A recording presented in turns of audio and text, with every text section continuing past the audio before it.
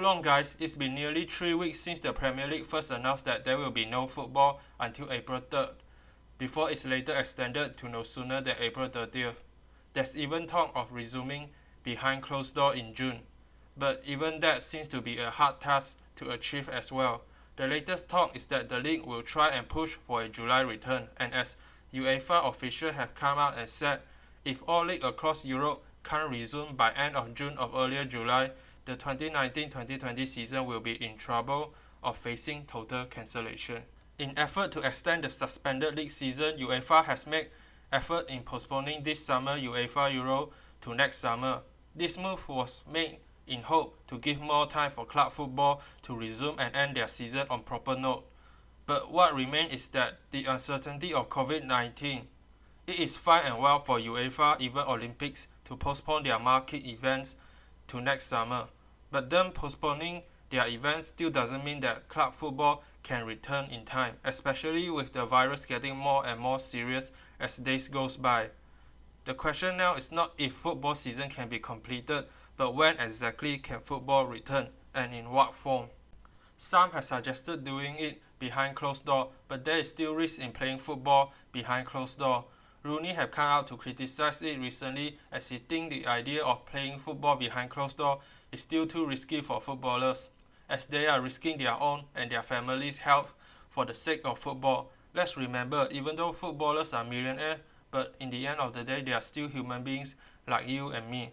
Besides, Inter Milan and Juventus recently had a behind closed door league match just before the complete shutdown of Serie A. Even so, Juventus still have players contracted the virus. Rugani was the first one to contract the COVID-19 virus. Matuidi was the second Juventus player to be tested positive, and Dybala was soon after tested positive for COVID-19 as well. Adding to the fact that behind closed door matches won't work is that ambulance and medical assistance will be needed at the stadium for standby just in case of any major injuries occur during the match. Do we seriously want to take away medical service from the rest of the country when they are needed to fight the war against COVID-19? I don't think so. To me, behind closed door idea sounds lovely, but it's not going to work. Personally, another reason I'm against it is also because that it takes away the atmosphere of the crowd. The energy within the stadium is going to be dead, and football, although it's a sport, but also is a source of entertainment. It's not going to be very entertaining watching match after match in front of a dead, empty stadium. This may only bother a select few like me, and others might not care too much about it, but like I previously stated, I just don't like or enjoy watching football matches behind closed door. After all, can you imagine after more than 3 decades of wait, Liverpool finally lifting the Premier League trophy in front of literally no fans? So what are we going to do if behind closed door is out of the question? Do we wait until it's safe for fans to return into stadium and only then we restart the season? Or should we just cancel the season as a whole? Sadly, even though I myself is against the idea of behind closed doors, but even I got to admit, for the first few weeks upon football return, the measure of behind closed door will probably still be taken just in case of the virus being spread once again. Speaking of the return of football, where will we stand when football returns? Will we still be in the 2019-2020 season, or will we be approaching the 2020-2021 season? This debate has been all over the internet recently with various split opinions. The concern of television broadcast fee, sponsorship, and many other similar factors will probably be the reason why most leagues will try and find a way to resume the 2019-2020 season and finish it one way or the other.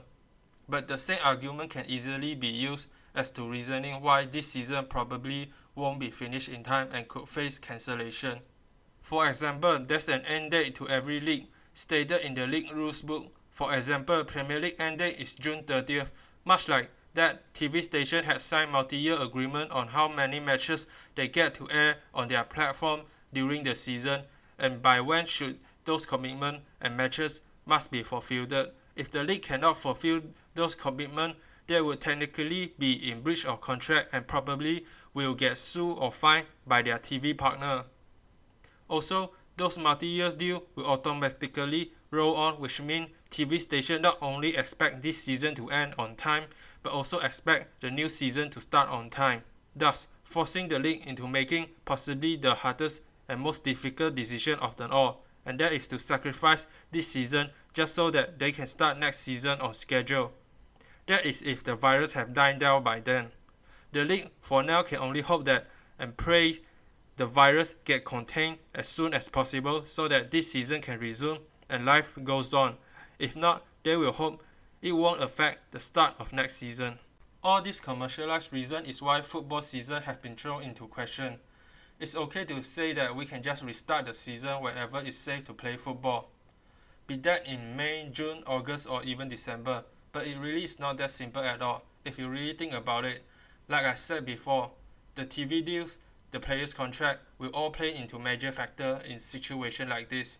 Unless the league can somehow find a way to convince their TV partners and players to all come into agreement, the chances of continuing this season past July is next to impossible. You also need to take into account what other leagues across Europe are doing. You simply can't have the situation of one European league's season already in the midst of the 2020-2021 season, while some other countries in Europe are still in the midst of 2019-2020 season, as this will bring disrupt into next season and future UEFA club competition. All leagues across Europe should be and must be aligned once this pandemic is over and done with. This is why it is best for UEFA to step in and set a date across the whole of Europe as to when this currently on hold season must end.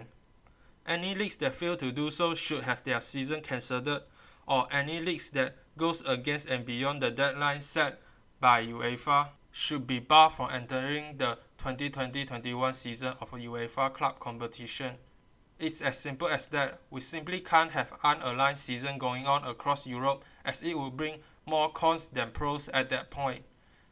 In my honest opinion, life goes on, time moves on, and eventually we should too. If the season can be completed before set deadline, let's do it. If it can't, let's just move on and not get stalled by it.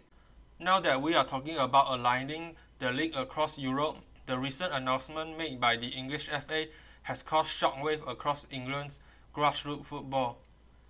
The English FA decision to void all non-league football results below National League North and South have received major backlash and criticism from fans across the country.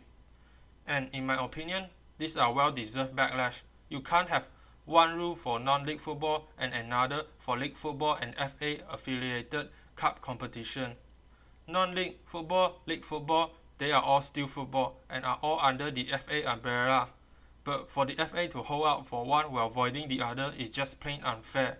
They should, but I doubt they will show the same energy for the entire football league pyramid. And by voiding non-league football seasons has just proven that the system is corrupted and unfair. There can't be exception made when Jersey Bull had won promotion and their league with impressive 27 wins out of 27, but their season and promotion get voided, yet you turn around and have discussion of possibly handing Liverpool the league title just because they are 25 points clear, but have still yet to officially won their league yet. Yes, Liverpool should be champion. They deserve to be champion. That they are not champion yet. They haven't mathematically won it yet. And should the season can't be finished, they should not be given it. At least I would like to think Liverpool would rather win it for real rather than having their first league title win in 30 years tainted by being handed out a trophy. However deserving of it they might be. You only want it when you want it. You don't award AC Milan the Champions League after 3-0 at halftime. You don't award Bayern the Champions League after 88 minutes in 1999. The same goes for Liverpool. You simply cannot award Liverpool the league title for a race they haven't won yet, and a race that is incomplete and possibly won't even be completed. Otherwise, you are just rewarding and handing out league trophy for being 25 point clears instead of Liverpool actually winning it. You want to talk about ruining the competition integrity, even though the meaning of the word integrity is pretty much pointless. But handing out league trophy for being 25 points clear is exactly just that, ruining the competition integrity. Liverpool should not be handed or given the title when they haven't won it yet. This talk of even if the season gets voided, Liverpool should be handed the title anyway is also ridiculous. If and when you void the league, it renders the season and result null and void. And if a season is null and void, how could you still hand Liverpool the title? You can't. You simply cannot do that. You can't say all other results didn't count, but still somehow hand them the title for being 25 points clear. Because if all results didn't count, then Liverpool results shouldn't be counted as well, which means they are not 25 points clear. They cannot be. If a season is voided, there should be no champion and no relegation. No exception should be made. You already taken away massive achievement of a football club that's playing in the non-league away. But to reward another just because they are in the Premier League, where's the standard? If you do so, you just proven that there isn't any. The rush to cancel non-league football and hide behind the reason of saving lower tiers club financial is a great excuse, but we all know the dark truth behind it. The FA find discussing non-league football future a waste of time because the income they bring, if any, is nothing in compare to professional leagues. Ultimately, this decision by the FA further shows just how money hungry they are, easily rendering non-league football null and void, yet finding ways to prolong the professional games seasons, holding on to their cup competition because of money and further risking players' health is just disgraceful. There should be one aligned rules for the entire football league pyramid. You void one, you void it all. You can't pick which to void and which to be the exception to the rules. In the end, you should be fair. Yet, all I see is that the English FA is showing favoritism, and this isn't fair for non-league football. In conclusion, what I'm trying to say is one for all and all for one. No exception, no favoritism. Life isn't fair and we won't all get what we wanted in life. But life also moves on. We should too. If it's safe, we have the time to do so, and all parties from football clubs to UEFA, league across Europe, and TV partners agree to do so, then let's finish this season. If not, let's move on to the next, and start afresh, and don't get started by this season because of the COVID-19 pandemic.